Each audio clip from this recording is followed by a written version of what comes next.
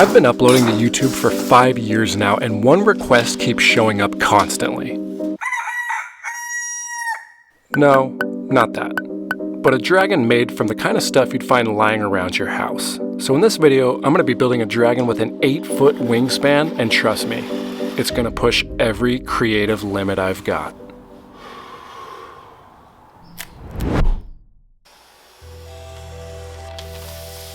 To start this thing out, I'm carving the profile of the dragon out on this pink insulation foam. I remember back when I first started carving and using this stuff, it was about $30 a sheet. Now they're almost $60 a pop. I like using this foam because it's super easy to carve, it can hold details fairly well, and it also is strong and durable when you laminate all these sheets together.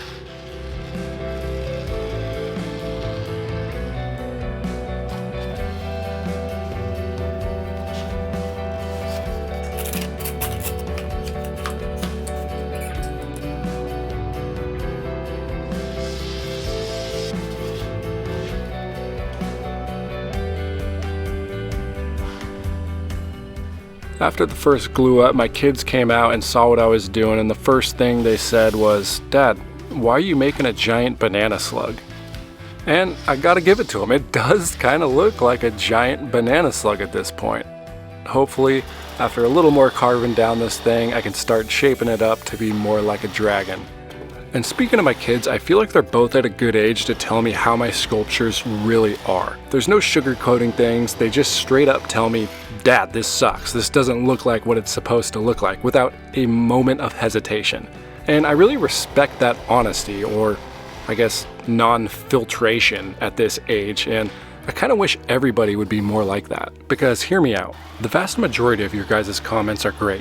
You guys tell me how much you love the finished sculpture and congratulate me on a job well done. And that's great, it gets me all warm and fuzzy inside. But it's the comments with the criticism that actually help me and make me a better sculptor. You might see something that I've overlooked or didn't consider in the first place. So at the end of this video, if you're the person that normally leaves me a nice comment, I want you to switch things up and absolutely roast this sculpture. Seriously. And if you are a commenter that typically does point out all the flaws in my sculptures, well, keep it up, because I'll be giving away a T-Rex tooth bottle opener to the commenter that receives the most likes. Alright, let's get back to this sculpture.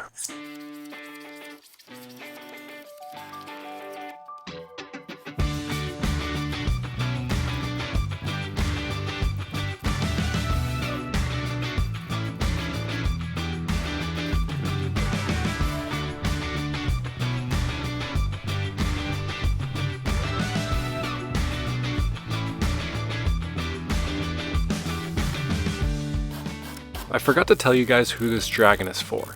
This sculpture was commissioned by a company who will be bringing it to different conventions.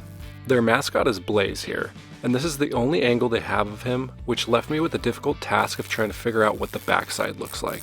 Luckily for me, I have a secret weapon. Her name is Laura, who is a 3D artist, and she's able to sculpt the dragon so I can use it for my reference pictures. Think about how difficult it would be if I hand carved this thing, made a mistake, or represented the backside in a way that the company didn't really envision. That would basically put me at a loss for a ton of time and also material expenses.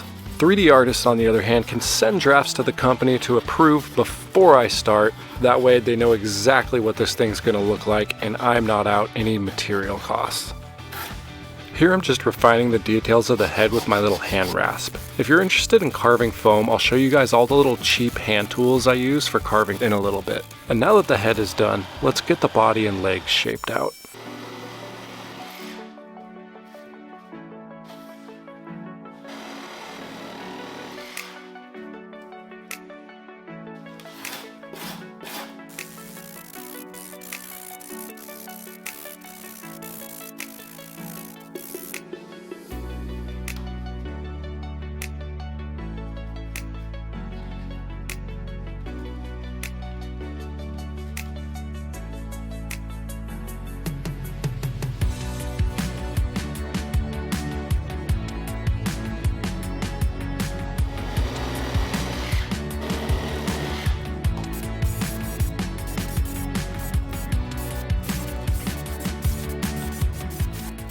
Hi guys, Editor Blake here, in this closet doing this here voiceover. I have a crazy goal of reaching 1 million subscribers. I am really far away, probably 3-4 years away, but I am very close to my next milestone at 700,000.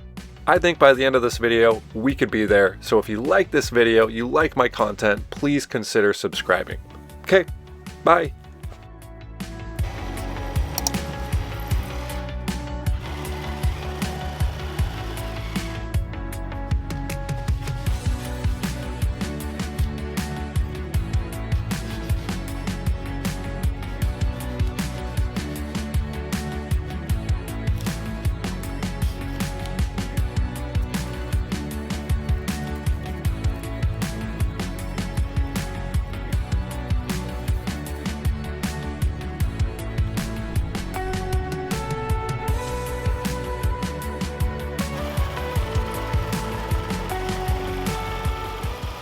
You may have noticed that Blaze has been missing a tail. I left this off for last because the way it wraps around the left side of the body, it'd be almost impossible for me to carve the feet and the legs on that side. And now that those are done, let's go ahead and start making this tail.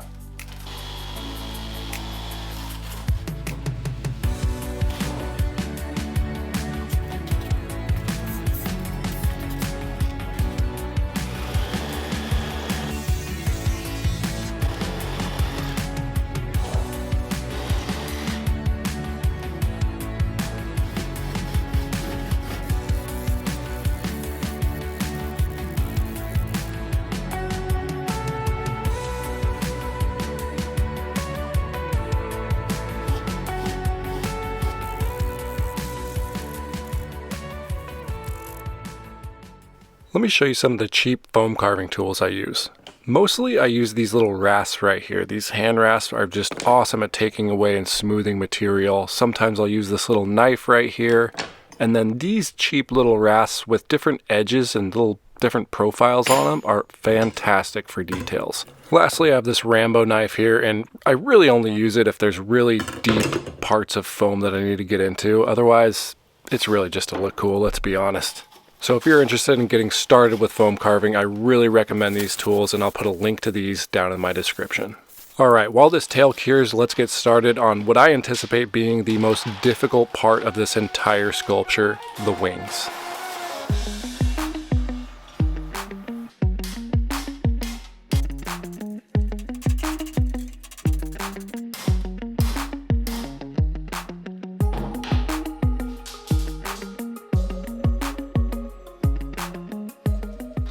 If you're a metal worker, I'm sure you're laughing right now because I have no idea the proper way of getting smooth bends in metal rods. But for right now, the good old shoe bender seems to work just fine.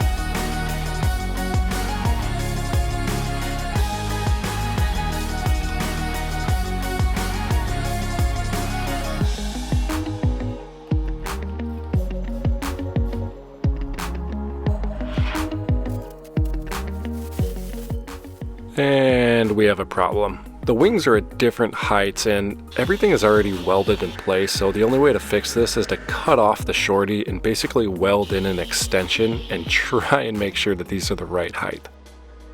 After a little finessing and kicking things off screen, I finally got them the right height, and now I'm going to use this chicken wire to wrap around all of the wings. And I'm having a little bit of a struggle here unrolling this chicken wire.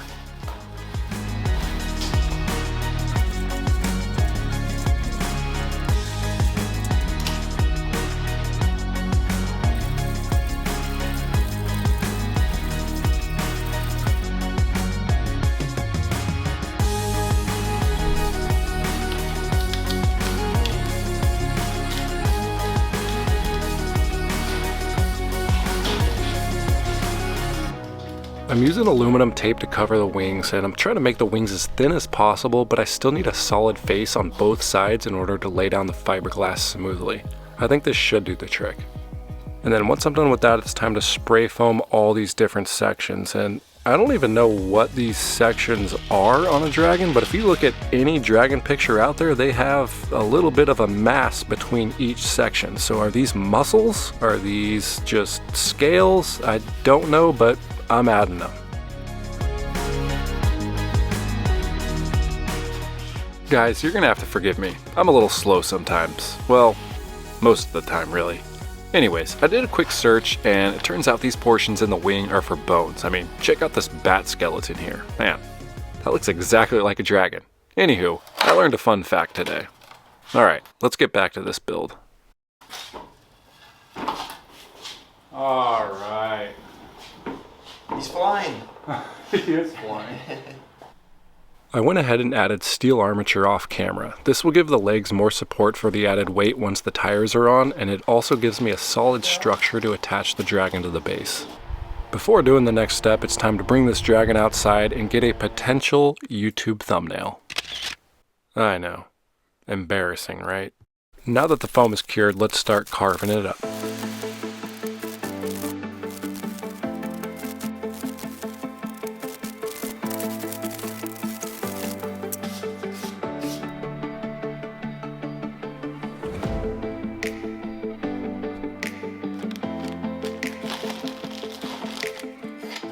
I have a confession to make.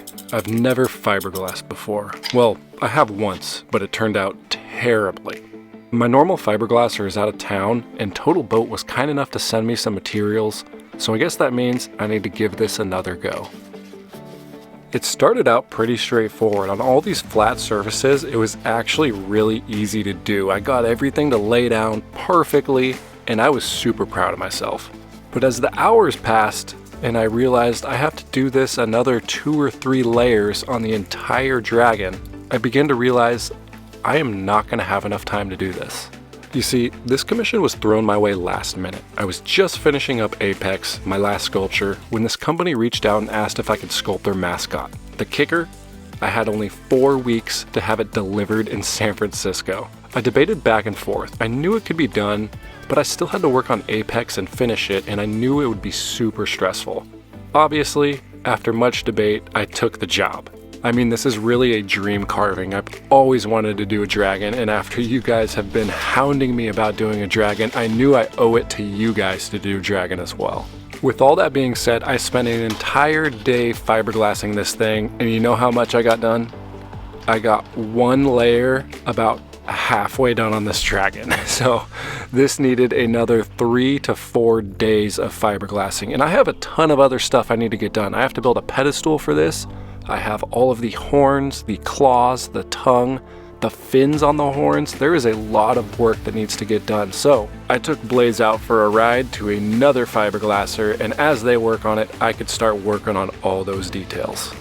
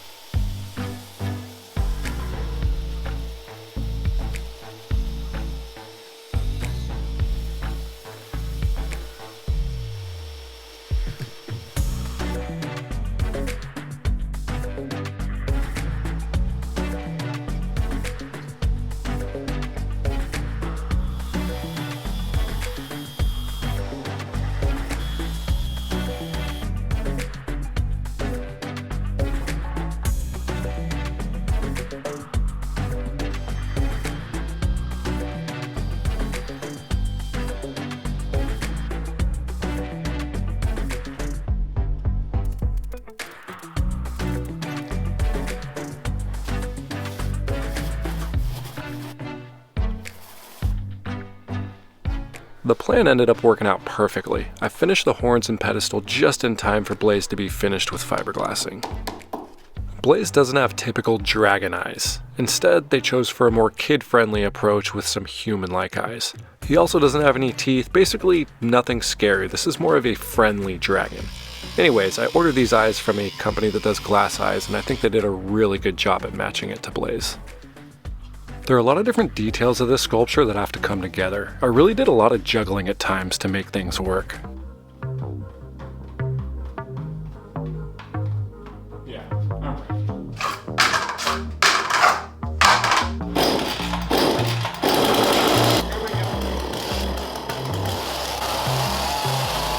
This video is sponsored by Opera, the browser that I've been using during this project. It helps me juggle multiple things at once without getting injured, and it's awesome. Let me show you why. I can detach a floating music player and control my music without breaking my flow. I can even use it outside the browser, and there are 7 streaming platforms to choose from. Split screen lets me compare references side by side. No extra windows needed, just drag a tab down to split. With tab islands up top here, I can group related tabs and collapse and expand them as needed. Perfect for organizing tools, research, or product pages. Tab traces shows you which tabs you visited last with subtle underlines. Darker means more recent, simple, but helpful. With animated themes like Aurora, I can match my workspace to my mood. Colors, motion, sounds, all of these are customizable. Aria, Opera's built-in AI, launches with a quick shortcut. I asked it to give me titles for this video, which helped me brainstorm ideas and led me to choose the one you clicked on. I then generated concept art from a prompt, and even uploaded a sculpt to get a smart feedback using image recognition. If you're interested in this browser, click the link down in the description. Thank you, Opera. Now let's get back to the build. This is air drying clay, and this is the first time I've ever used anything like this before. I am immediately impressed by how smooth and how easy it is to use this stuff. It sculpts super well. You could get details, you could get really smooth forms. And you might be asking yourself, why don't you use epoxy clay? Well, if you've seen this video, I think this was 2 or 3 videos ago, I had a nightmare using epoxy clay. It would be better to use obviously more durable than air drying clay here, but I do plan on coating this whole thing in epoxy. At this point in time, honestly, I'm just having a blast. This stuff is so forgiving and just fun to work with. But with this being my very first time using it, I may have overlooked one massive flaw. Cracking. Lots of cracking. I mean, this is 20 minutes after just sculpting these horns and they're already cracking. At this point, I'm just gonna not think about it and I'm gonna continue to put clay all over the head and really sculpt this thing out, because right now I'm thinking I can just patch those cracks and everything will be fine. Hopefully.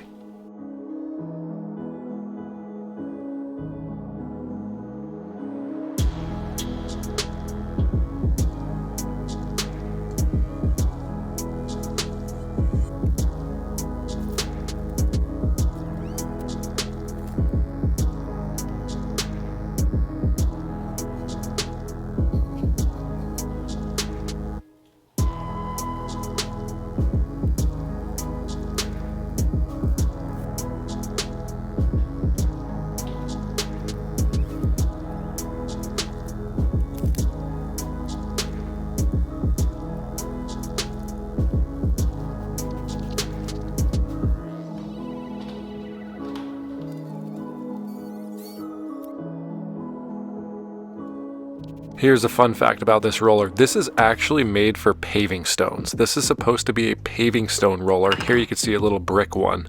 And I bought this pack. It's basically just a bunch of different like building materials and different road textures. So after seeing it on this dragon, I kind of think they're marketing this thing wrong. I think this is perfect for dragon scales. What do you guys think?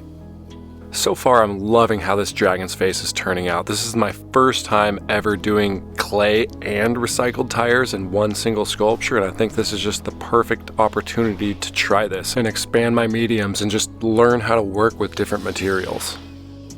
As this clay is drying, it's time to start working on the details. I'm going to do these spikes, the claws, the tongue, all the little details that need to be put in now. I'm going to go ahead and do.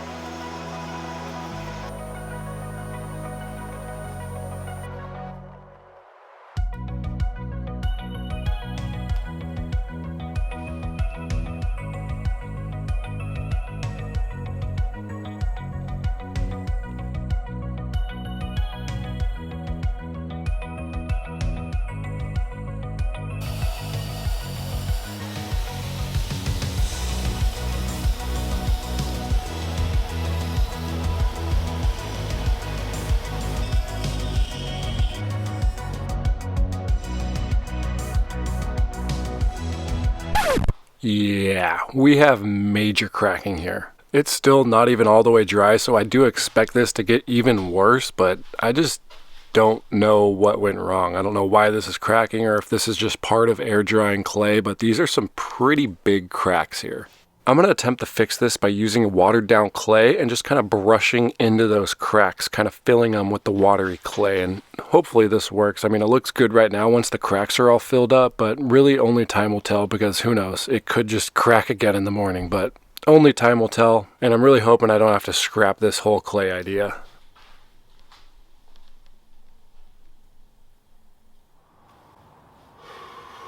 Okay, that definitely didn't work, but this thing is fully dry now, so I don't expect it to crack anymore. So I'm going to give this one more shot. Instead of doing watered down clay, I'm actually going to get thick clay, roll it into a little rod, and then shove it into the cracks. And I'm hoping this is the fix that I need. Let's go ahead and do it.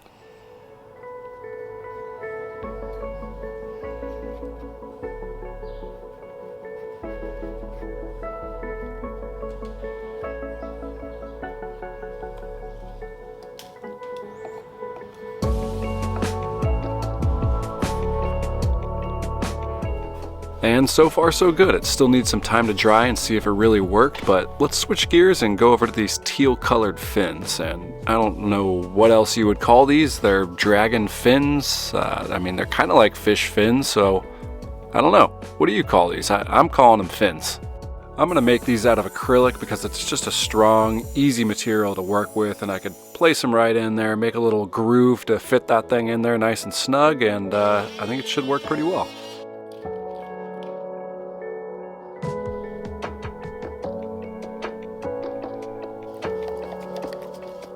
I'm going to go ahead and paint these spikes right now because once the fins and tires are in, it's just going to make it that much more difficult to paint this accurately. And this is a good thing to consider when doing these kinds of sculptures. You always have to think about the next step or the next couple of steps so you can make your job easier by doing something now rather than kind of backtracking and making your job harder after the fact. Another example of this would be the tongue. I actually am leaving off the tongue until the very end because inside the mouth has to be painted, and it'd be time consuming for me to hand paint around that tongue. So instead, I'm going to paint the tongue separately, paint the inside of the mouth, and then put that tongue in last. So it's little things like that that just speed up your process, and I'm still getting better and better at doing this, and I think that's part of just growing as a sculptor. It's not necessarily that you're getting better at actually sculpting, it's learning the process more and doing things beforehand that would make your job quicker and more efficient later on. Blaze has this triangular pattern on its fins, so I'm just going to try my best to hand paint these, and then once they're dry, I'm ready for install.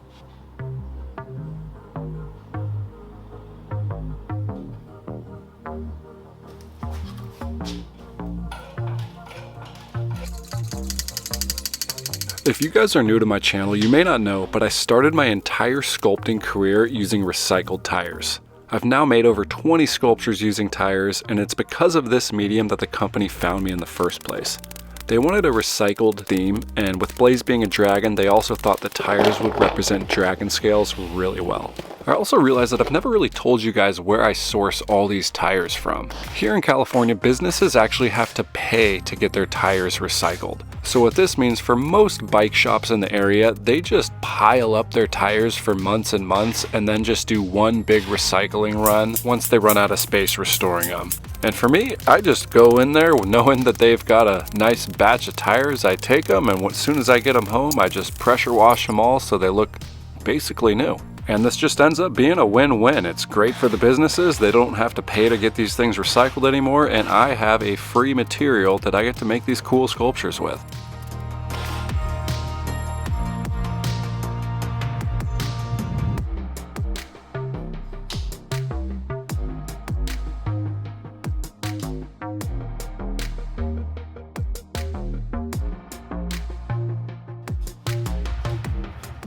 Blaze is starting to get a little heavy. He's probably around 100 pounds now and still got to add another 40 pounds of tires and then paint on top of that. But what makes this thing difficult to move is actually the wings get in the way of all your lifting points. So it's just kind of an awkward lift. So definitely need two people, and luckily I had my helper Kenny here to help me out.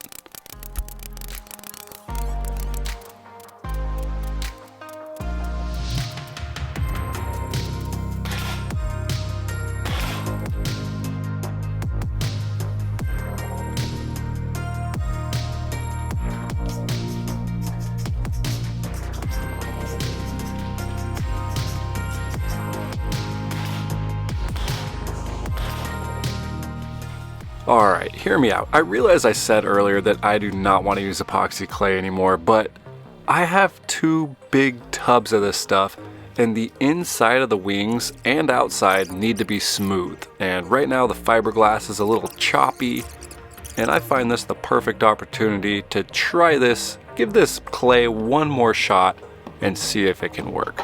So I start by doing a little test patch, and I immediately notice that this is sticking to my fingers less, and it's sticking to where I want it to stick to much better than before. So I don't know what happened before, but this stuff is actually working great now. I'm using my little roller, I got the texture on all these wings, and I love the way it looks, and I think once this thing gets painted, it's really gonna start to pop.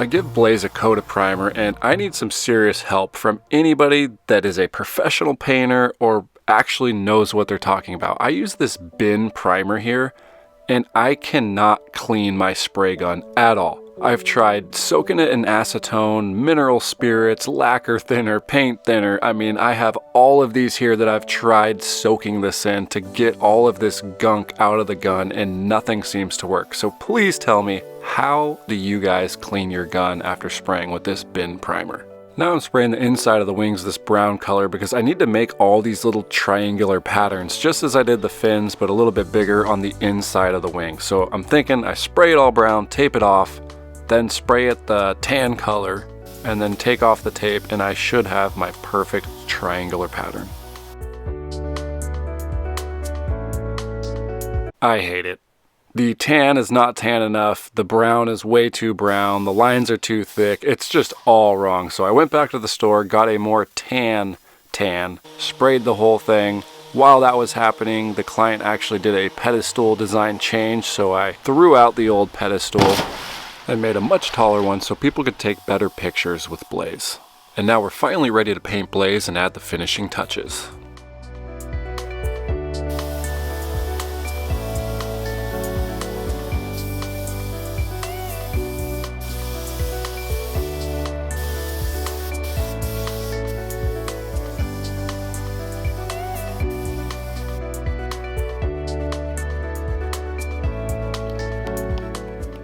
I'm gonna try a technique that I've never done before, but I learned it on YouTube, so I'm pretty much an expert now, and that's pretty much how I learn everything these days. Anyways, I'm gonna take a darker color orange, spread it all over the bumps and cracks and crevices of Blaze, and then wipe it off with a sponge so I can have a darker color inside those cracks.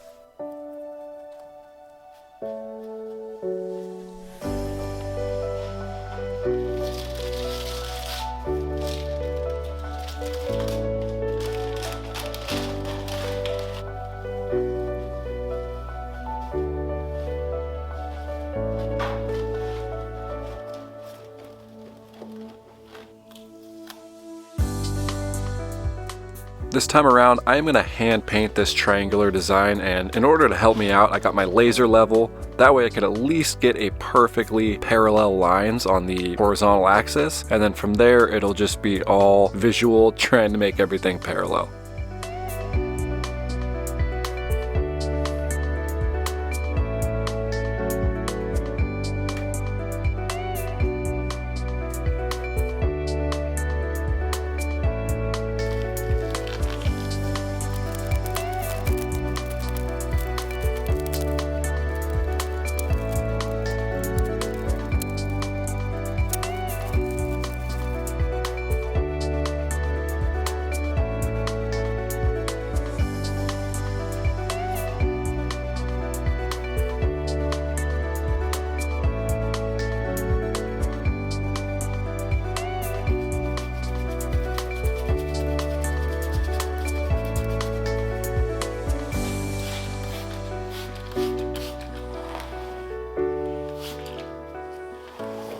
After that, I add a clear coat, and then you guys are probably wondering, how do you transport something like this?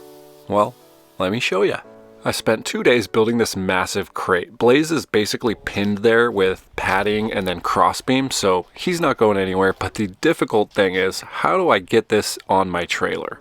Luckily, I had a lot of help. I had a couple neighbors over and then my helper Kenny, and we put wheels on the bottom of this crate, but you could see here, the incline of the ramp, there was just no way this thing was going to get up that. So we ended up jacking it up, putting 2 dollies in the front, and then testing to see if that would make it up the ramp. And so far so good. Those wheels are actually on the ramp, which is way better than it was before. So then we got this huge strap, got some ratchets, and just started ratcheting this thing up here.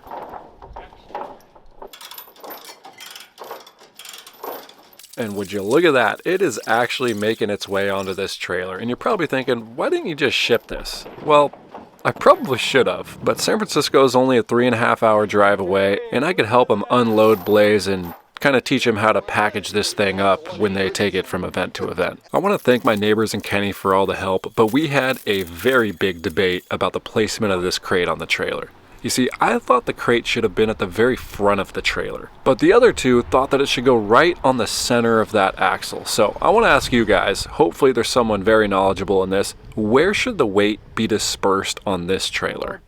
I took it around the block for a little test run just to see how wobbly things are, because I'm going to be driving on the freeway for 3.5 hours with this thing. Spoiler alert, it made it without a hitch. The forklift got it right off the trailer, brought it to the booth, and we were good to go.